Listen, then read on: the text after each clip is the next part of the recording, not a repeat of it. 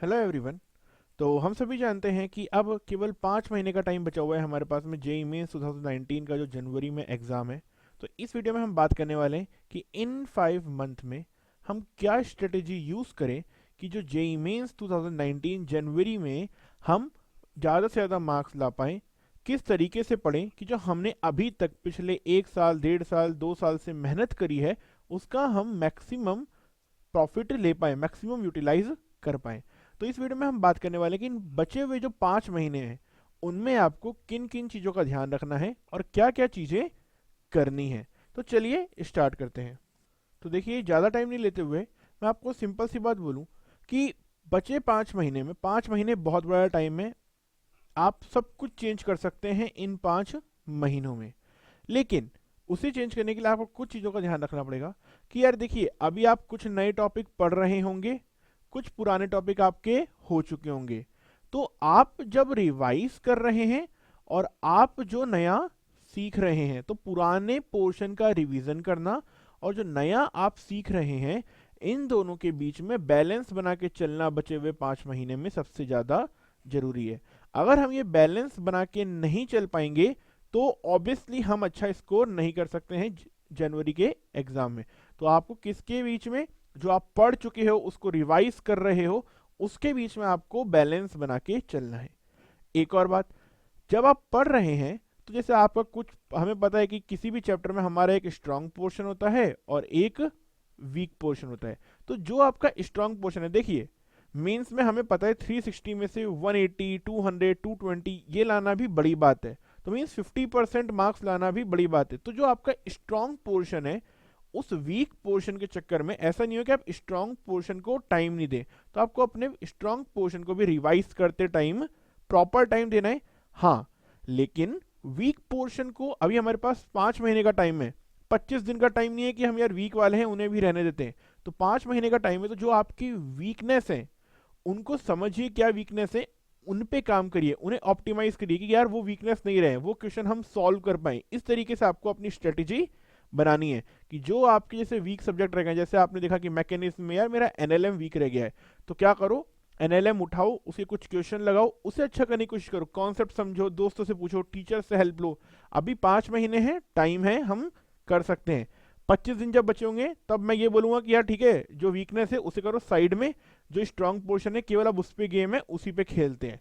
लेकिन 5 महीने हैं तो वीकनेस के ऊपर अभी हमें काम करना होगा, क्योंकि अगर आप अपनी वीकनेस के ऊपर काम करेंगे तो मैं गारंटी दे सकता हूं कि हमारे एटलीस्ट 40 to 50 मार्क्स जो हैं इन 5 मंथ में हम केवल वीकनेस के ऊपर काम करके अच्छे कर सकते हैं, बढ़ा सकते हैं। स्ट्रांग तो है ही सही हमारा, उसके तो आएंगे ही नंबर, लेकिन वीकनेस से भी हम नंबर ला सकते हैं। तो ये बात थी क्या क्या पढ़ना है। अब यार इस बार ऑनलाइन टेस्ट है, कोई बोल रहा है अभी नई बात आई कि ऑनलाइन टेस्ट नहीं है, कंप्यूटर बेस्ड है। देखिए जो भी हो, डजेंट मैटर। आपको यहाँ पे अब जो बचा हुआ टाइम है 5 महीने, उसमें कम से कम 30 से 35 ऑनलाइन टेस्ट देने हैं, मतलब कंप्यूटर बेस्ड टेस्ट देने हैं। अब आप चाहे कैसे दें, इससे फर्क नहीं पड़ता। तो आपको क्या करना है, कम से कम 30 से 35 टेस्ट देने हैं। और ये देने भी किस तरीके से, देखिए अभी अगस्त चल रहा है, तो आप जिस भी कोचिंग में होंगे या आप कहीं से ट्यूशन ले रहे होंगे, तो आपके मंथली 2 से 3 टेस्ट तो होते ही होंगे। तो मैं मानता हूँ 3 3 तो आपके भी हो ही रहे। अगस्त में 3 होंगे, सिमिलरली सितंबर में 3 होंगे। लेकिन अब जब आप अक्टूबर में आ जाएंगे ना, तो इन टेस्ट की फ्रीक्वेंसी को आपको बढ़ा लेना है। आपको क्या करना है, अक्टूबर में कम से कम 5 टेस्ट देने हैं, नवंबर में आपको इसे बढ़ा करके 6 टेस्ट कर लेना है। तो देखो अब कितने हो गए हमारे पास में, 6 5 11, 11 और 6 17। अब जो आपका दिसंबर है उसमें 30 डेज है हमारे पास में, 31 डेज है सॉरी। तो उनमें से कम आपको 14 से 15 टेस्ट अटेम्प्ट करने ही करने हैं। बिकॉज देखिए, जब तक आप टेस्ट पेपर अटेम्प्ट नहीं करेंगे ना, आप अपनी रिवीजन को एनालाइज नहीं कर पाएंगे। आप अपनी, जैसे मैंने बोला कि वीकनेस को ऑप्टिमाइज करने की बात हो रही है, तो अगर हम टेस्ट नहीं देंगे तो वीकनेस कैसे समझ में आएगी। तो इसलिए टेस्ट देना जरूरी है। हो सकता है आपकी वीकनेस हो कि आप यार टाइम ज़्यादा लेते हैं क्वेश्चन सॉल्व करने में, तो ये आपको कैसे पता चलेगा, जब आप टेस्ट देंगे।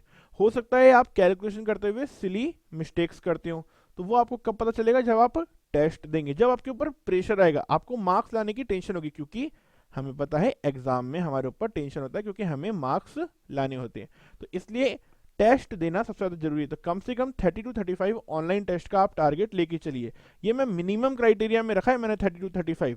इस आप ये मत समझिएगा कि यार ये अपर बाउंडेशन है, ये मिनिमम बाउंडेशन है जिससे आपको कम से कम टच करना ही करना है।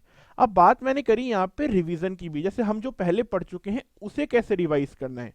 तो उसको रिवाइज करने के लिए हमें सिर्फ दो चीजें करनी है। तो देखिए, जैसे आप कोई सा भी सब्जेक्ट है उसका कोई सा भी चैप्टर रिवाइज कर रहे हैं, तो आपको ऐसा नहीं करना कि जैसे आज आपने मोल कॉन्सेप्ट रिवाइज करना चालू किया क्लास 11th का, तो आपने जो भी आपके पास शीट है उसके सारे क्वेश्चन करने लगे, ऐसा बिल्कुल नहीं करना। उसके आप 35 से 40 क्वेश्चन लेने हैं एक्सरसाइज ऑब्जेक्टिव वाली, सब्जेक्टिव क्वेश्चन नहीं करने हैं, ऑब्जेक्टिव क्वेश्चन करने हैं। और अगर आपके पता है कि यार एक एक्सरसाइज के क्वेश्चन जेई एडवांस के लेवल के हैं, तो आप वो वाला अभी छोड़ के जेई मेंस पे फोकस करके वो वाले क्वेश्चन करिए जो आपको लगता है जेई मेंस के लिए ज्यादा इंपॉर्टेंट है। वो 35 से 40 क्वेश्चन उस चैप्टर के करिए। उसके बाद में जब वो हो जाए, अगर आपको उसमें कुछ गलती लगती है तो उसे नोट डाउन करिए कि कहाँ आप पे गलती है।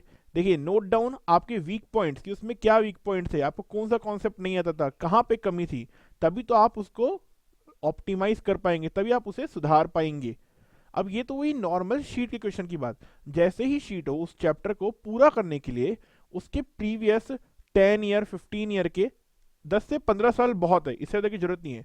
और जेईई मेंस और एडवांस दोनों के उस चैप्टर के क्वेश्चन सॉल्व करने।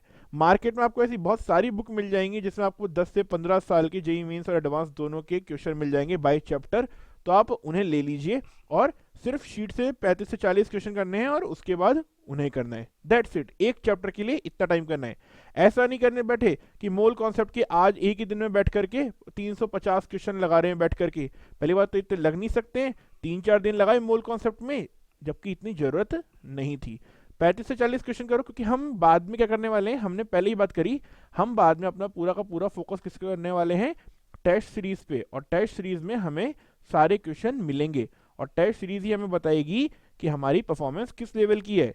तो यहाँ पे ज़्यादा क्वेश्चन वेस्ट नहीं करके बाद में हम उस टाइम को टेस्ट सीरीज में यूटिलाइज करेंगे। और एक चीज़ यार, बच्चों को ना ऐसा रहता है कि कई बच्चों की ना फिजिक्स केमिस्ट्री अच्छी होती है, कईयों की केमिस्ट्री मैथ्स अच्छी होती है, कईयों की फिजिक्स मैथ्स अच्छी होती है। तो आपको बिल्कुल ऐसा नहीं करना कि यार कोई एक सब्जेक्ट बिल्कुल ही छोड़ दिया। हमें पता है कि सारे के सारे जो सब्जेक्ट है ना वो 120 मार्क्स के आने वाले हैं। तो अगर आपने एक भी सब्जेक्ट ऐसा आपका कमजोर रह गया तो आपके पास इनडायरेक्टली स्कोर करने के लिए सिर्फ बचे ही 240 मार्क्स। तो अब आप मैक्सिमम 240 मार्क्स ला सकते हैं, और अगर आप यहाँ से 30-40 भी ले आए तो भी 270 एट मैक्स जा सकते हो आप। पहली बात तो 240 में से 240 लाना, मतलब अगर आप इतना ला पा रहे हो तो मुझे पता है नीचे वाले में भी आप 120 में से 110 ले आओगे, कोई बड़ी बात नहीं है। लेकिन हमें पता है कि प्रैक्टिकली अगर हम एक सब्जेक्ट को बिल्कुल छोड़ दें, जैसे मैंने बोला कि मेरे को मैथ्स नहीं आती, मैं मैथ्स कम पढ़ रहा हूँ, मैं फिजिक्स केमिस्ट्री पढ़ रहा हूँ, तो इनडायरेक्टली मेरे मैथ्स में तो नंबर नहीं आएंगे। और अब ऊपर के 240 में बाई चांस लेट्स से कि फिजिक्स का पेपर डिफिकल्ट आ गया या केमिस्ट्री का पेपर डिफिकल्ट आ गया पेपर में, तो मेरे मार्क्स तो ऑटोमेटिकली 240 में से कम हो जाएंगे। हो सकता है मैथ्स ईजी आता तब भी मुझसे नहीं बनेगा। तो ऐसा नहीं करना, हर सब्जेक्ट को प्रॉपर टाइम दो, फिजिक्स केमिस्ट्री और मैथ्स में। सिमिलरली केमिस्ट्री में, फिजिक्स में और मैथ्स में एक चीज का ध्यान रखना मेंस के पॉइंट ऑफ व्यू से, जो आपका 12th वाला पोर्शन है वो हमेशा क्लास 11th के पोर्शन से ज्यादा आता है जेईई मेंस के पेपर में। ठीक है, तो आपका जो जेईई मेंस का पेपर है उसके लिए जो आपका 12th का जितना भी पोर्शन है वो आपका बहुत अच्छे से होना चाहिए। हाँ, इनऑर्गेनिक में आपको क्लास 11th का भी थोड़ा अच्छे से करना पड़ेगा, है ना। क्लास 11th के केस में बात कर रहा हूं, इनऑर्गेनिक आपको उसकी थोड़ी ज्यादा पढ़नी पड़ेगी क्योंकि उससे थोड़े ज्यादा क्वेश्चन आते हैं रिलेटिवली। और 12th में तो हमें पता है ये कैलकुलस, वेलकुलस, वेक्टर, 3D इनका काफी ज्यादा वेटेज रहता है। और उसके साथ ही आपको क्लास 11th में जो आपकी कोऑर्डिनेट ज्योमेट्री है उसको भी अच्छे से पढ़ना है क्योंकि उससे भी काफी क्वेश्चंस आते हैं। इन चीजों का आपको ध्यान रखना है। और बचे 5 मंथ में ज्यादा ये सब नहीं करना कि यार क्या पढ़ने से ज्यादा क्वेश्चन आते हैं, किस चैप्टर से ज्यादा क्वेश्चन आते हैं। आपको सिर्फ अपनी प्रिपरेशन करनी है और ज्यादा से ज्यादा क्या करना है, टेस्ट देने, कम से कम 30 से 35, और कोशिश करिए कि आप ये 40+ ले जाएं। बस इतना ही आपको करना है।